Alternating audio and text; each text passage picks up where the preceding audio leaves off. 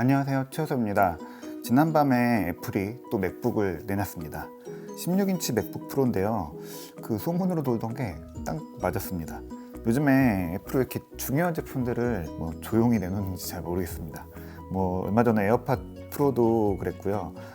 아이패드, 아이맥, 에어팟 2 나왔던 3월 기억하시나요? 거의 매일마다 제품이 나왔었죠. 16인치 맥북 프로 이야기 한번 후다닥 해볼게요. 일단 폼팩터가 바뀌었어요. 새로운 디자인이죠. 간단히 얘기하면 16인치 디스플레이를 썼고요. 해상도가 그만큼 높아졌습니다. 그리고 성능도 좋아졌고 키보드가 싹 바뀌었어요. 더 프로의 일을 할 수 있게 된 컴퓨터다, 이렇게 애플도 얘기하고 있고요. 제가 보기에도 조금 더 모바일 워크스테이션에 가까운 고성능 맥북이 나온 거죠. 이 16인치 화면은 3072 곱하기 1920 해상도를 내요. 이게 기존 15인치 디스플레이가 2880에 1800 해상도를 내는데요. 해상도가 조금 높아진 거죠. 근데 픽셀 크기를 보면 거의 비슷해요. 그냥 조금 더 넓은 느낌으로 쓸 수 있다는 얘기인데요. 이게 16인치가 226 ppi라고 하고요. 기존의 15인치가 220 ppi고 이 제가 쓰는 13인치가 227 ppi고요. 지금 단종된 12인치 맥북이 226 ppi였었거든요. 이 정도면은 맥북은 어떤 제품을 쓰든지 디스플레이 크기에 관계없이 화면에 보이는 글자 크기, 콘텐츠 크기 이런 거는 똑같고요. 그걸 얼마나 더 넓은 화면에 더 많이 보여줄 수 있느냐 구분을 해보시면 돼요. 그래서 이런 걸 딱 PPI를 맞추는, 모든 라인업을 PPI를 맞추는 거 이런 거 쉽지 않은데 그걸 잘 잡아서 정리한 것 같아요. DCI P3로 색 표현력 넓고요. 또 500니트의 트루톤 디스플레이 되는 거, 이거는 기존의 13인치, 15인치 이런 제품들이랑 거의 같다고 볼 수 있습니다. 프로세서는 9세대 인텔 코어 CPU가 들어가는데요. 저전력 프로세서는 아닌 것 같아요. 9세대에 저전력 프로세서가 없다고 그러더라고요. 고성능 모바일 제품군이 이제 대신 있는데 정확히 어떤 모델이 들어갔는지에 대해서 나오진 않았는데 제가 인텔 사이트랑 애플 홈페이지랑 비교해서 보니까 대충 기본 모델이 코어 i7 9750이 들어간 것 같고요. 고급 모델은 i9 9880 들어간 것 같아요.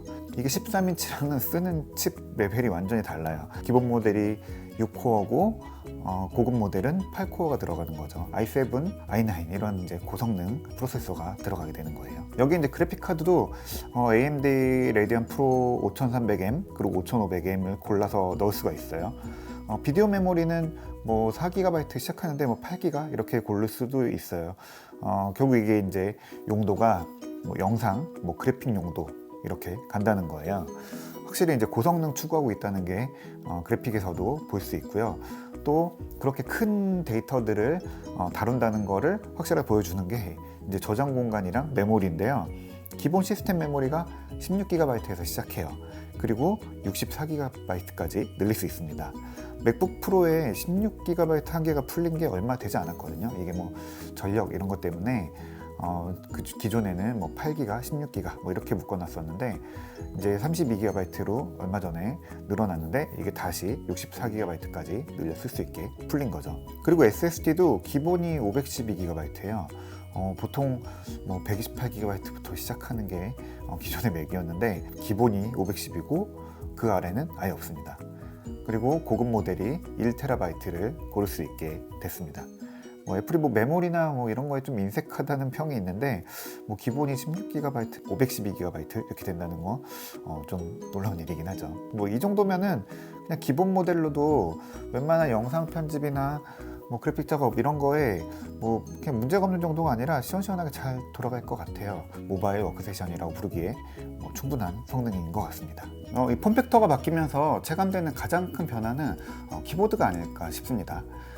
키보드가 이제 기존 이 제가 쓰던 나비식 키보드에서 더 전에 쓰던 이런 매직 키보드 타입으로 바뀌었어요. 그러니까 더 키가 깊이 눌린다는 거죠. 1mm 정도 들어간다고 해요. 눌리는 느낌이. 그러니까 기존의 나비시 키보드는 살짝 눌리잖아요. 그래서 이게 좀 어색하다 뭐 그런 얘기들이 있었는데 더 많은 사람들이 원하는 방향으로 가게 된 것 같아요. 그리고 또 방향키도 다시 예전에 이렇게 이거 뭐 T자를 거꾸로 넣는 거라는 얘기가 있는데 그렇게 방향키도 이렇게 바뀌었습니다. 그냥 이 매직 키보드가 맥북으로 그대로 들어왔다 이렇게 볼 수 있어요. 터치바가 들어가지만 ESC 버튼은 물리 버튼으로 바뀌었어요. 이거 요구가 굉장히 많았죠. 이게 특히 이제 ESC 많이 눌러야 되는 개발자들한테 계속 이제 얘기가 나왔던 가장 큰 불만들 중에 하나였죠. 어쨌든 이 부분이 해결이 됐습니다. 근데 애플이 왜 키보드를 바꿨을까요? 저는 일단 이게 요구가 되게 많았다라고 생각을 해요. 이 나비시 키보드는 호불호가 되게 많이 갈렸어요.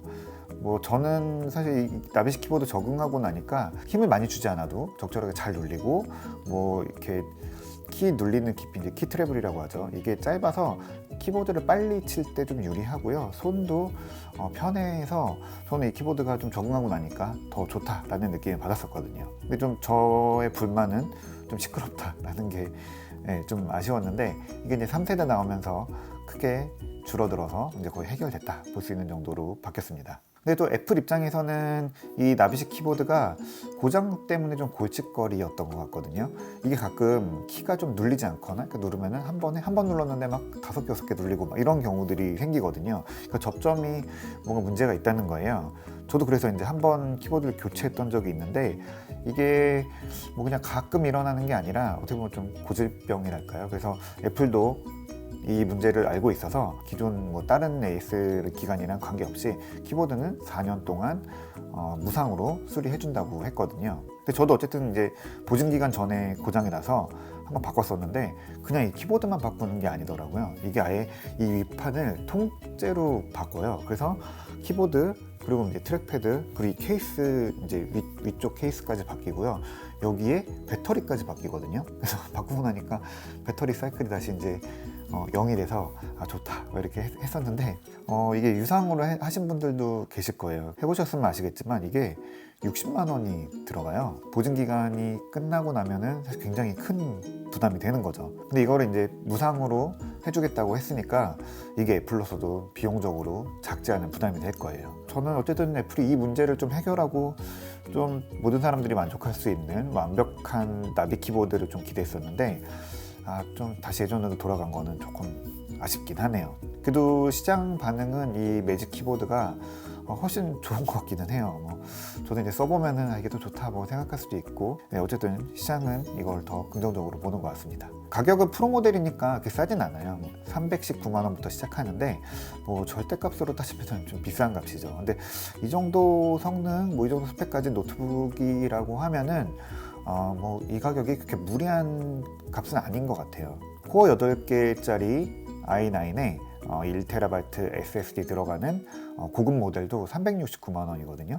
이 정도면은 369만 원이면 나쁘지 않다고 봐요. 어디까지나 이 맥북 프로는 개인이 그냥 쓰려고 사는 그런 거보다는 좀 더 높은 생산성을 내야 되는 그런 분들이 쓰는 어떻게 보면 전문가용인 거죠. 그게 이제 이전 15인치는 뭔가 조금 부족하다라는 느낌들이 있었는데 16인치는 완전 화끈하게 웍세션으로 아예 간 거예요. 그래서 13인치의 그냥 윗모델이 아니라 저기에는 13인치 프로랑 16인치 프로는 완전히 다른 카테고리가 완전 다른 제품, 그리고 차이가 아예 확 벌어졌다 이렇게 생각을 하거든요. 그래서 좀 비싸도 그걸 지불하겠다, 확실한 성능을 내달라 라고 그런 전문가들의 요구에 맞는 제품이 아닌가 싶습니다. 사실 이게 한동안 특히 맥에 대해서 불만을 가지시던 분들이 전문가 분들이었었거든요. 그러니까 프로의 컴퓨터가 없다, 좀 부족하다라는 느낌을 계속 받으셨어요. 그래서 조립 PC로 넘어가야 되나 이런 고민들도 하시고 해킨토시 이런 거 쓰시는 분들도 계셨는데 올해 들어서 애플 전략이 좀 바뀌는 것 같아요. 그래서 이 16인치 맥북 프로랑 그리고 이제 12월에 내놓겠다고 발표한 신형 맥 프로까지 완전히 이제 제대로 된 전문가용 제품 라인업이 이제 갖춰지게 되는 거죠. 이게 굉장히 환영할 만한 일이고요. 사실 맥을 그동안에 시장에서 주류로 이끌어가게 된 게 이런 대중화도 있지만 또 한편으로는 고급 제품을 원하는 전문가 그룹이 또 한 그룹이 있었잖아요. 그래서 그분들을 만족시킬 수 있는 그런 제품들이, 그런 맥들이 이제 나오고 있는 것 같아요. 제가 살 수 있는 물건이 아니라는 게 제일 아쉽긴 한데, 이거 뭐 사장님 나 이거 사주세요 라고 얘기할 수 있는 분들 굉장히 부럽습니다. 물론 그만큼 일 더 많이 하셔야겠지만요. 네. 오늘 맥북 프로 이야기 해봤고요. 16인치 이제 이것도 맥은 우리나라에 나오는 데까지 그렇게 오랜 시간이 걸리지 않으니까 아마 금세 나오지 않을까 싶습니다. 이것도 이제 제품 만져볼 수 있을 때 좀 다시 만져보고 키보드라든지 뭐 성능이라든지 이런 이야기 좀 다시 해볼게요. 네, 오늘 이야기는 여기까지 하겠습니다.